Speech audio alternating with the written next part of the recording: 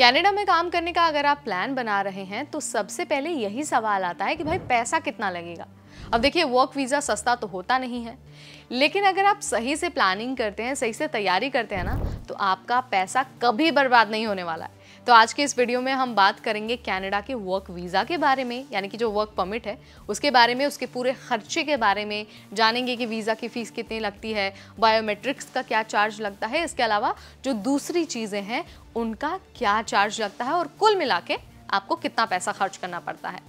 नमस्कार, मेरा नाम है नेहा उपाध्याय और आप देख रहे हैं NBT टेक एड। तो सबसे पहले तो यही समझना होगा कि कनाडा में वर्क वीज़ा का मतलब है वर्क परमिट। ये दो तरीके से मिलता है। एक तो एम्प्लॉयर स्पेसिफिक वर्क परमिट, मतलब आपके पास पहले से ही कनाडा की कंपनी का जॉब ऑफर होना चाहिए। इसके अलावा जो दूसरा ऑप्शन है वो है ओपन वर्क परमिट। ये कुछ स्पेशल केसेस में मिलता है, जैसे कि स्पाउस वीज़ा या फिर पोस्ट स्टडी वर्क वीज़ा वगैरह।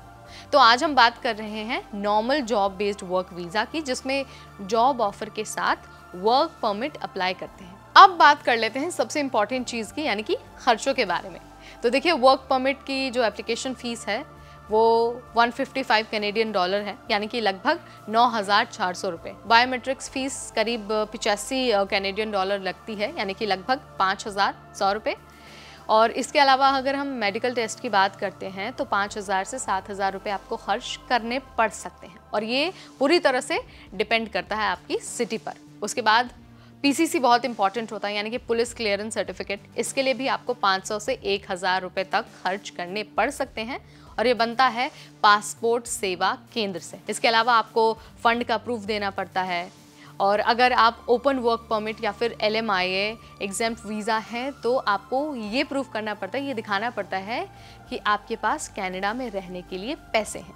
ये लगभग 2,500 कैनेडियन डॉलर से 4,000 कैनेडियन डॉलर तक जा सकता है, यानी कि करीब करीब 2.5 लाख रुपए हो सकता है। इसके अलावा जो ये बैंक बैलेंस होता है ना, इसमें 1 से 2 महीने का बैंक स्टेटमेंट दिखाना होता है। सो अब हम LMIA की बात कर लेते हैं। तो अगर कंपनी स्पॉन्सर करती है या फिर वर्क वीज़ा के लिए, वर्क परमिट के लिए अप्लाई करती है, तो ये खर्चा उनकी तरफ से होता है, आपको कुछ नहीं देना होता। तो यहाँ पर आपको ये तो समझ में आ गया कि भाई वीज़ा मिल जाता है। अब ज़रा बात कर लेते हैं कनाडा जाने और वहाँ के बसने की। तो फ्लाइट टिकट की अगर हम बात करते हैं तो 70,000 से 1 लाख रुपए लग सकता है, वो भी सिर्फ वन वे है ये। इसके अलावा अगर हम होटल की बात करते हैं तो 5,000 से 10,000 रुपये पर डे लग सकता है। फूड या फिर जो लोकल ट्रैवल है और सिम, अगर उन सारी चीज़ों की हम बात करते हैं तो 20,000 से 30,000 रुपये इनिशियल खर्च आ सकता है।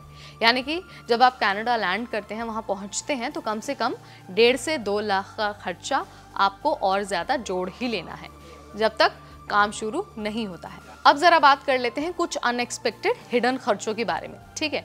तो देखिए, वहाँ पर रहने खाने पीने में बहुत सारे खर्चे आते हैं। अगर हम डॉक्यूमेंटेशन की बात करते हैं तो वहाँ पर 2,000 से 5,000 रुपये लग सकते हैं। अगर हम कंसल्टेंट फ़ीस की बात करते हैं, यानी कि अगर आप किसी एजेंट से या फिर कंसल्टेंसी से काम करवा रहे हैं, तो 50,000 से 1 लाख रुपये आपको देने पड़ सकते हैं। और आपको ये ध्यान रखना है कि हमेशा आपको ऑथेंटिक और रजिस्टर्ड कंसल्टेंट से ही डील करना होता है, फ्रॉड से खुद को बचाना होता है, अदरवाइज़ आपके पैसे बहुत ज़्यादा खर्च हो सकते हैं और आपको बहुत ज़्यादा नुकसान भी हो सकता है। तो यहाँ मैंने आपको बता दिया है कि 2025 में जो वर्क परमिट का खर्चा है वो कितना आने वाला है, और ये भी बता दिया है कि जब आप कनाडा लैंड करते हैं तो आपको कितना खर्च करना पड़ सकता है। सो अगर आपको ये वीडियो इन्फॉर्मेटिव लगा है, वीडियो पसंद आया है, तो आप इसे लाइक और शेयर करना बिल्कुल ना भूलें। ऐसे अपडेट्स के लिए बने रहिए हमारे चैनल NBT टेक एड पर।